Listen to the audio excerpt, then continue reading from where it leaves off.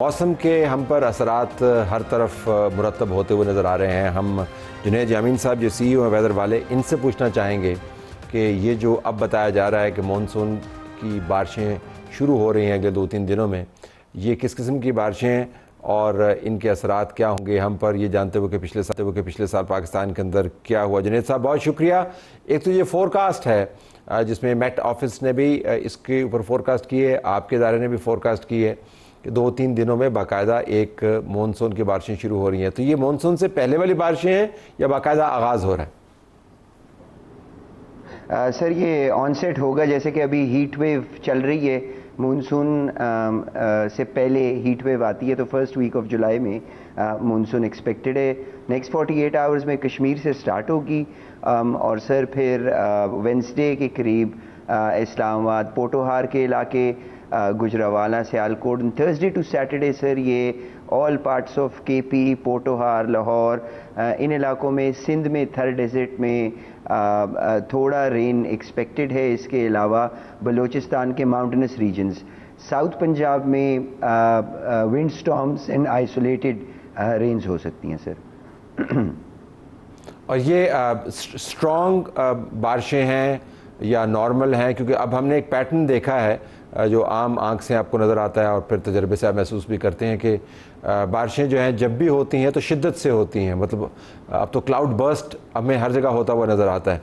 तो क्या ये उस किस्म की बारिशें हैं या आप समझें कि नॉर्मल रेंज की बारिशें होंगी? सर क्योंकि हम लानीना से एल नीनो में आ चुके हैं विच इज़ डिक्लेयर्ड सर, तो जनरली बारिशें कम होंगी।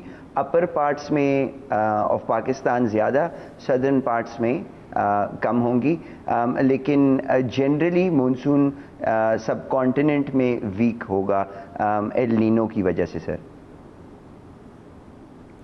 तो लेकिन साथ में ऐड करता जाऊँ होगा। जी जी, गो अहेड सर। इसमें ये ज़रूर बताना चाहूँगा कि आइसोलेटेड हैवी इंसिडेंट्स हो सकते हैं, वो हमेशा मानसून का एक फीचर है। आपने बताया नॉर्थ के ऊपर बारिशें ज़्यादा होंगी और साउथ में निस्बतन कम होंगी, लेकिन हमने देखा कि पिछले साल भी यही पैटर्न था। उससे कई पिछले सालों में हमने ऑब्ज़र्व किया ऊपर नीचे इंटेंसिटी उसकी होती है कि नॉर्थ के अंदर जब बारिशें होती हैं या गर्मी ज़्यादा पड़ती है तो वहाँ से जो रेले चलते हैं वो बदतरीन सैलाबों का बायस बनते हैं, भले नीचे बारिशें कम हो रही हों। तो आपको इस किस्म का पैटर्न नज़र आ रहा है कि नॉर्थ में गर्मी की वजह से ग्लेशियल मेल्ट है, पानी ज़्यादा आएगा, ऊपर बारिशें ज़्यादा होती हैं, लैंडस्लाइड्स हैं, फिर सारे रेले जो हैं ज़रा साउथ से निकलते हुए वो दरिया की तरफ जाते हैं, समंदर की तरफ? जी सर, बिल्कुल ऐसे ही है। अगर हीट ज़्यादा होती है तो ऑब्वियसली ग्लेशियल मेल्ट होता है। तो जो रेले होते हैं वो सिर्फ बारिशों की वजह से नहीं बल्कि एक्सेसिव टेम्परेचर्स की वजह से भी हो सकते हैं। तो लेकिन बारिशें भी नॉर्थ साइड पे होंगी। तो PMD ने कुछ एडवाइजरीज भी जारी की हुई हैं इस वक्त पर, तो which is always a possibility. अच्छा, अब ज़रा मौसमियाती तब्दीली की बात करें, क्योंकि आपका इदारा इसके ऊपर काम कर रहा है मुसलसल। जो बजट में देख रहा था PSDP में 2 अरब 47 करोड़ 80 लाख रुपए मुख्तस किए गए। ये जानते हुए दूसरे डिपार्टमेंट्स हैं जिन्होंने मुख्तलिफ तरीके से बजट की एलोकेशन किया, लेकिन डायरेक्ट बजट एलोकेशन जो है वो ऐसे ही है। जो हम दुनिया भर में देख रहे हैं, यूरोप का हमने अभी हाल देखा, 1300 लोग वहाँ पर मर गए और लोगों को समझ नहीं आ रही कि प्रोसेस कैसे करें। 44 डिग्री सेंटीग्रेड है, 45 डिग्री सेंटीग्रेड है। इसके पेश नज़र जो पैटर्न बन गया है, क्या हम उसके लिए वाक़तन कौमी लेवल के ऊपर तैयार हैं? मौसमियात की बात तो बड़ी होती है, तब्दीली की बात भी बड़ी होती है, लेकिन प्लानिंग और रिसोर्स एलोकेशन, इसके ऊपर आपकी क्या असेसमेंट्स? सर प्लानिंग भी हो रही है, काम भी हो रहा है, लेकिन सर मेरे ख्याल से फ्रेगमेंटेड काम हो रहा है। एक डिपार्टमेंट, दूसरा डिपार्टमेंट, एक इदारा और दूसरा इदारा। सर जब तक वेल कोऑर्डिनेटेड कोहेसिव एफर्ट नहीं होगी प्राइवेट सेक्टर, पब्लिक सेक्टर और नॉट फॉर प्रॉफिट सेक्टर के दरमियान, तो सर चीज़ें जब आइसोलेटेड रहती हैं तो मुश्किलात आती हैं। अगर टीम मिल के काम करे तो मैच जीतना आसान है, और अगर टीम आइसोलेटेड इंडिविजुअल लेवल पे काम करे, भले बहुत अच्छा काम कर रही हो, तो उसके वो रिजल्ट्स नहीं निकलते।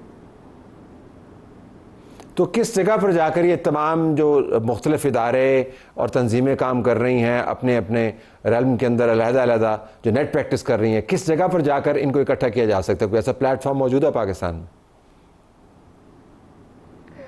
सर ऐसे प्लेटफॉर्म्स पे सुनने में तो बहुत आता है कि काम हो रहा है, और अभी ओवर द लास्ट 5 इयर्स हमने देखा है कि पब्लिक सेक्टर भी काफ़ी प्राइवेट सेक्टर के साथ मिल के काम कर रहे हैं। देयर इज़ पार्टनरशिप, सो हवा में it is a good sign कि ये कोलैबोरेशंस और पार्टनरशिप, पहले प्राइवेट इदारे लाइक वेदर वाले को कहीं भी नहीं बुलाया जाता था, अब हमें बुलाया भी जाता है इम्पॉर्टेंट फोरम्स पे। तो there is a good change, but climate change is upon us. हमें ये काम जल्द से जल्द करना चाहिए और ऐसे प्लेटफॉर्म्स और भी बनने चाहिए जिस पे ये कोलैबोरेशंस हो सके, डेटा शेयरिंग हो सके, फोरकास्टिंग हो सके कोलैबोरेटिवली। हाँ जी, अर्ली वार्निंग्स जो है वो पब्लिक सेक्टर का मैंडेट है, तो अर्ली वार्निंग डेफिनेटली, यानी कि इवैक्यूएट और इस तरह की अथॉरिटेटिव इंस्ट्रक्शंस देना वो गवर्नमेंट की मैंडेट है। उसके अलावा हर area, 6 areas World Met Organization ने आइडेंटिफाई किए हैं, उन 6 एरियाज़ में बहुत कोलैबोरेशन की ज़रूरत है सर।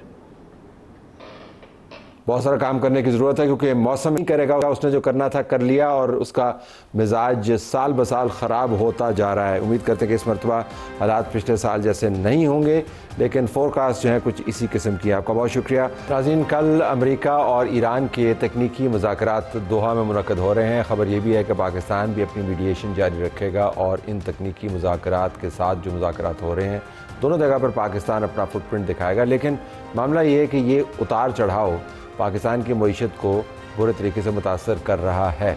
स्टॉक मार्केट एक इसका अक्स आपको नज़र आती है। स्टॉक मार्केट क्यों मुतासर होती है, इन्वेस्टर्स के लिए क्या हिदायत होनी चाहिए, और जो स्टॉक मार्केट को ऑब्ज़र्व करते हैं, इन्वेस्टमेंट को देखते हैं, वो इस सारी सूरत हाल के ऊपर क्या रिफ्लेक्शंस दे रहे हैं।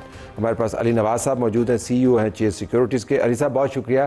पहले तो आम फहमी के लिए स्टॉक मार्केट इस किस्म के वाक़यात से क्यों मुतासर होती?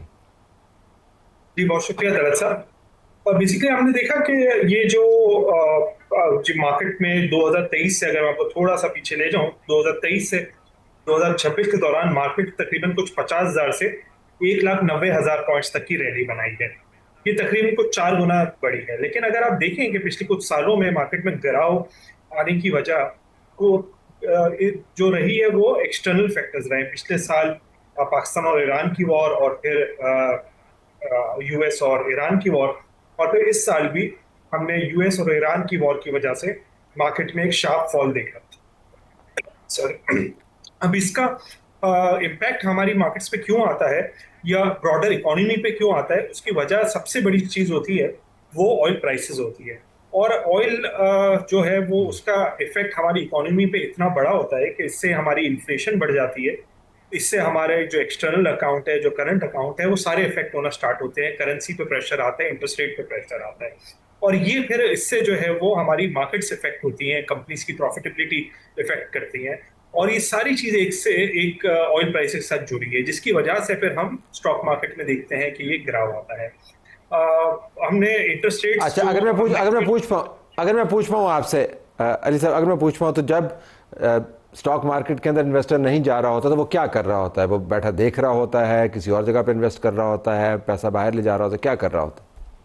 जी बिल्कुल, होता ये कि जब स्टॉक मार्केट में इन्वेस्ट नहीं कर रहा होता है, या स्टॉक मार्केट से वो पैसे निकाल रहा होता है, या स्टॉक मार्केट में उसका कॉन्फिडेंस नहीं होता है, तो जनरली ये पैसे बैंक्स पे पड़े हुए होते हैं, और वो बेसिकली ना ही उनको इन्फ्लेशन के अबव कोई रिटर्न्स दे रहे होते हैं, ना ही को, बट सिंस वो उस वक्त सेफ्टी चाह रहा होता है, उस वक्त इतनी अनसर्टेनिटी होती है, तो वो फिर जो है वो जो अपना असल सरमाया है उसको प्रोटेक्ट करने का सोचता है, और वो फिर इन्वेस्टमेंट से अपना हाथ खींच लेता है।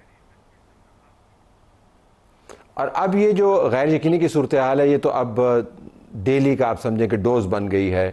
24 घंटे के अंदर हेडलाइनें तब्दील हो जाती हैं, 36 घंटे में और हेडलाइंस बन जाती हैं। वीकेंड के ऊपर क्या था, वीकेंड के बाद पहला दिन जो है वो क्या है, कल का दिन कैसे होगा।